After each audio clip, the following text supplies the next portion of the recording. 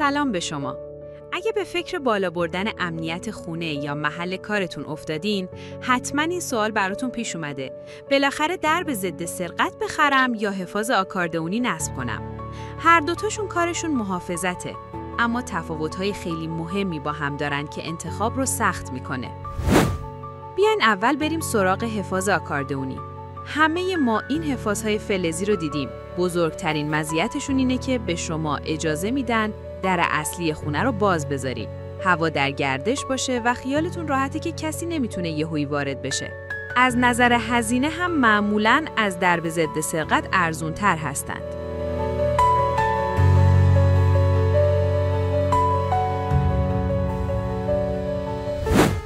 اما حفاظهای آکاردئونی یک راه حل 100% نیستن.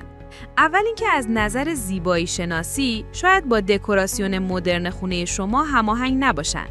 دوم اینکه امنیتشون در برابر سارقای حرفه‌ای قابل مقایسه با یک درب ضد سرقت کامل نیست و باز و بسته کردنشون هم گاهی وقتا میتونه یکم دست و پا گیر باشه.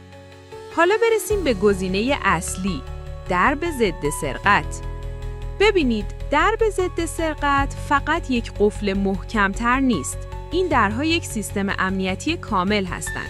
داخلشون ورق‌های فولادی کار شده، قفل‌هاشون در چند نقطه مختلف زبونه دارن و لوله‌های تقویت شده امکان اهرم کردن رو تقریباً به صفر میرسونن.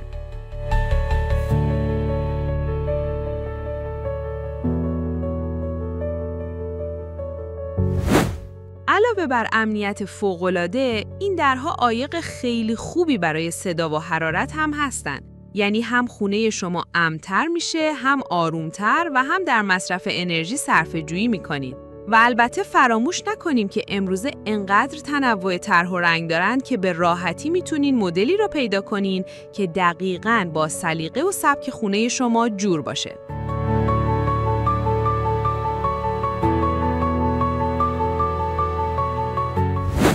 پس انتخاب نهایی چیه؟ اگه دنبال یک راه حل اقتصادی به عنوان یک لایه امنیتی اضافی هستین، حفاظ آکاردئونی کار شما رو راه میندازه. اما اگه دنبال یک راه حل اساسی، کامل و زیبا برای امنیت ورودی خونتون هستین، شک نکنید که سرمایه گذاری روی یک درب ضد سرقت با کیفیت انتخاب هوشمندانه تریه. شما با یک تیر چند نشون میزنین: امنیت، زیبایی و آرامش. داخل این جدول به طور خلاصه درب ضد سرقت و درب آکاردئونی مقایسه شدند.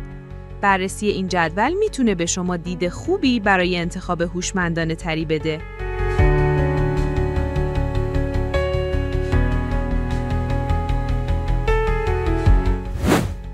برای اینکه مدل‌های مختلف رو ببینین و با توجه به نیاز و بودجه‌تون بهترین انتخاب رو داشته باشین، پیشنهاد میکنم حتماً به وبسایت پرواز سر بزنین.